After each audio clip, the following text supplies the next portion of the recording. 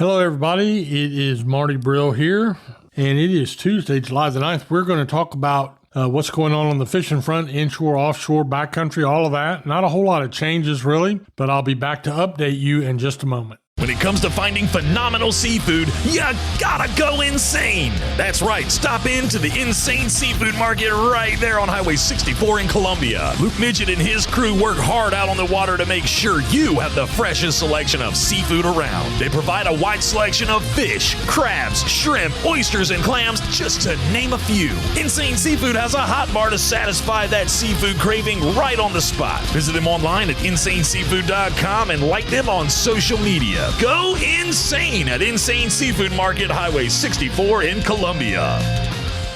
Red Drum Tackle in Buxton is the oldest complete tackle shop at Cape Hatteras. And being the closest tackle shop to Cape Point, Red Drum Tackle has been welcoming fishermen to Hatteras Island with a wide selection of bait and tackle, skilled custom rod builds, rod and reel repair, expert knowledge and information since 1974. Red Drum Tackle knows how, when, and where to fish. To acquire this fishing brain power, visit them online at reddrumtackle.com. Red Drum Tackle, the oldest complete tackle shop at Cape Hatteras and the closest to Cape Point in Buxton.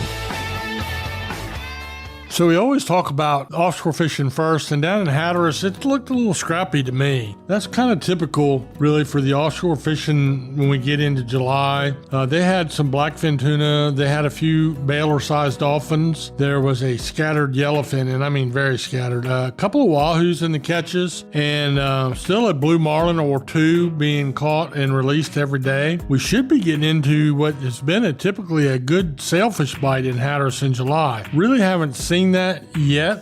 I never know why things come when they come one year and not the next year at the same time, but we are talking about a conveyor belt.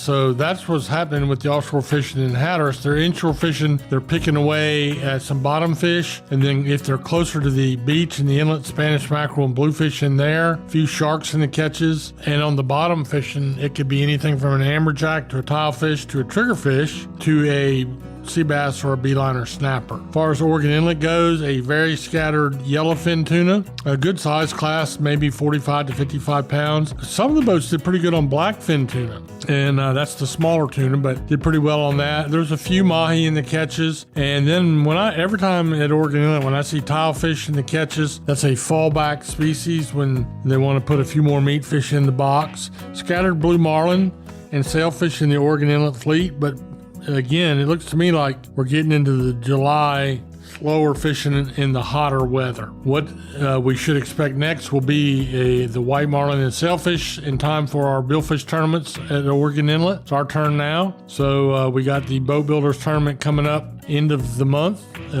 here in July, and then middle of August we got the Alice Kelly tournament and the Pirates Cove Billfish tournament. And I'll be there for all of that, working it, reporting on it. I'll keep you posted. Inshore fleet at Oregon Inlet, they had Spanish mackerel and ribbonfish mostly. Again, when I don't hear much about anything else like king mackerel or cobia or thing, it seems like they're into the summertime pick a little bit. And that's also what we have with our surf and pier report. I don't really have any superlative fishing to tell you about, but this is the time of year when you can go with a light tackle and a double hook bottom rig, the old 1040 rig that any tackle shop can set you up with. Use some fish bites, which is a synthetic bait, or fresh shrimp, and you're liable to catch a spot, a croaker, a sea mullet, a pompano. There's all kinds of things, and you can use your metal lures to catch bluefish and Spanish mackerel.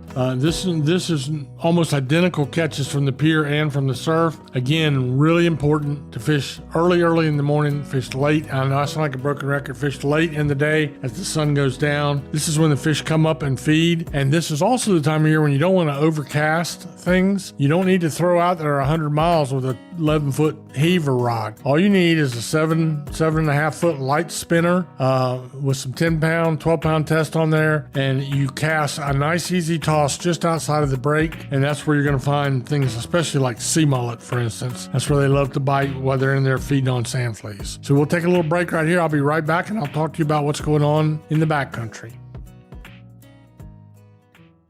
Ahoy there, folks. Captain Edward Lee here, and I want to invite you aboard the Miss Oregon Inlet 2. She's a modern 60-foot head boat outfitted with the latest top-quality safety and fishing equipment. We make 3 trips per day out of the world-famous Oregon Inlet Fishing Center.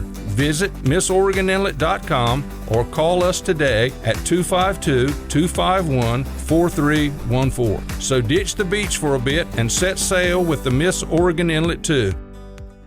Not much has changed in the backcountry, and that's good because the fishing has been consistently good in the Pamlico Sound, Croatan Sound, Roanoke Sound. I got reports on everything but the Albemarle Sound. I just don't have a report from there. But the drum fishing is good and encouraging. And some of those schools are big drum. A lot of that is sight casting. Some of it is fishing on the bottom with cut mullet. Again, this is connoisseurs fishing a little bit. What used to be a evening and nighttime fishery now, though, is morphed a little bit into more daytime fishing, especially for the big drum. But best thing you can do is go with a professional guide and make sure you research who they are, because there are some people that are fly-by-nights. They're not really regulars. They're part-time. There's nothing wrong with a part-time captain, but you want to make sure he's not too part-time. So make sure they're licensed, got a 6-passenger captain's license, make sure their boat is inspected and safe. But all you got to do is ask around, and if you don't know any of the backcountry guys, walk any of the major charter boat marinas and just ask the charter boat captains and mates on the offshore boats. They know them.